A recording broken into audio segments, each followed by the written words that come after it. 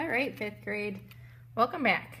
I believe that this is our last video. So we are going to change one thing from the original plan. Originally, I was going to have you just do your perspective lines in pencil, and then I was going to show you how to do the back edge of the art, which it would be fine, but it's just an extra day and an extra step, and I don't think that we really have time. So rather than doing that, we're going to change it a little bit, and we're just going to make our letters look like they do vanish at the vanishing point. So they're going to go all the way back, which means that you can trace your lines with a Sharpie. When you do that, please just make sure that you use your ruler, line it up with your pencil line, trace it the whole way back to your vanishing point.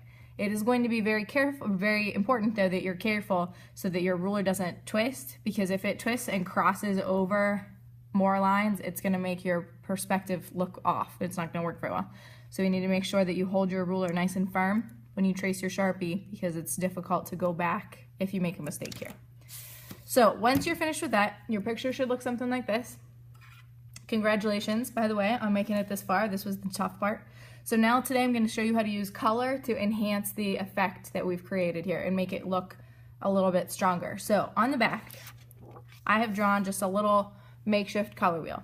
So if you notice, a color wheel, and it's very similar to the one over on the wall, has the major colors: red, orange, yellow, green, blue, and purple. And there are what we call color schemes, which is just a group of colors that look nice together. So for the purpose of creating space, complementary colors work really well, which means colors that fall directly across the color wheel from each other. Excuse me. So purple and yellow is one example.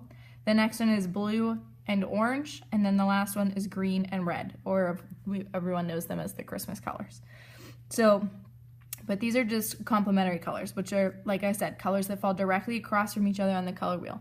The reason that they work so well together is because they create a lot of contrast, which is another one of our principles of design, which just means that you put two elements beside each other that are very dissimilar. They're not alike at all. So in this case, we're putting two colors beside each other that are not alike at all. So complementary colors: purple, yellow, blue, orange, red, and green. Now, if we look at this, we also have two more color schemes created. On this side, we have the cool colors. On this side, we have the warm colors. The warm colors are the colors that remind us of the sun or the beach or a nice sunny day. The cool colors are the colors that remind us of cool things: grass, water, sky, things like that. So we call those the cool colors. Now, the cool colors tend to help us make things look like they are in the back, and the warm colors help us make things look like they are in the front.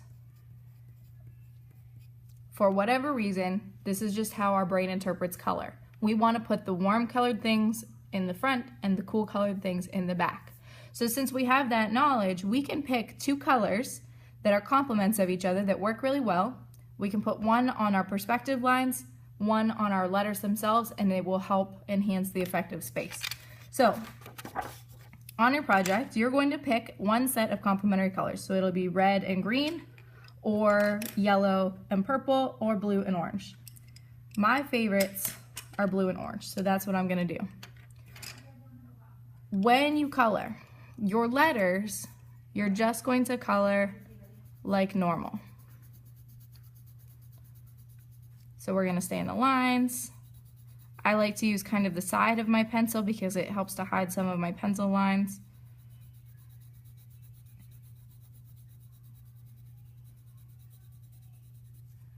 And you just color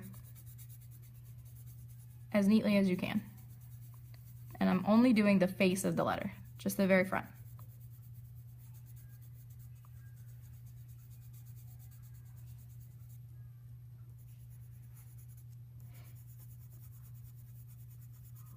I'm only going to do the S, but I think that'll be enough to give you a general idea.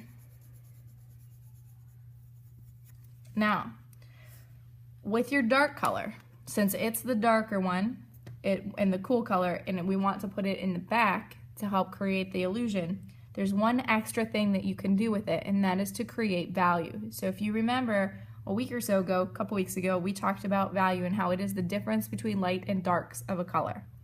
So if we pretend that the light is the letter, and the letter is shining bright and casting light backwards, as it gets further away, it gets darker and darker. So towards your vanishing point, we want to press harder.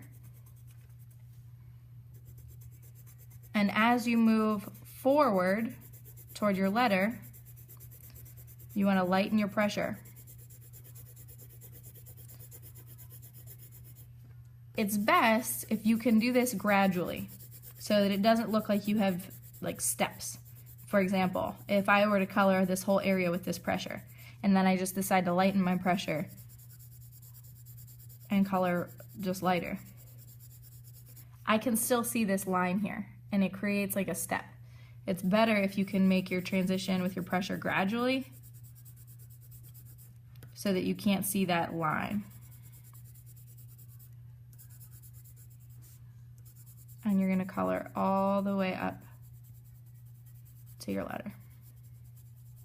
Now if you notice, I only did one wedge at a time, one triangle. If it helps for you to block things out, set one thing on each side on your perspective lines so that you can figure out what you're working on, that's fine. But you just want to go one piece at a time and add your value. Then the same thing happens up at the top. You just repeat again. So I'm going to start with dark and gradually work to a lighter value. So every triangle, I start that same process again. The reason that I start again is because all of these little spaces, they all have shadows underneath the letter. So they are going to get dark faster. So it's okay that your dark is way up here and not back here. If you think about the way that light would actually fall on something and create a shadow.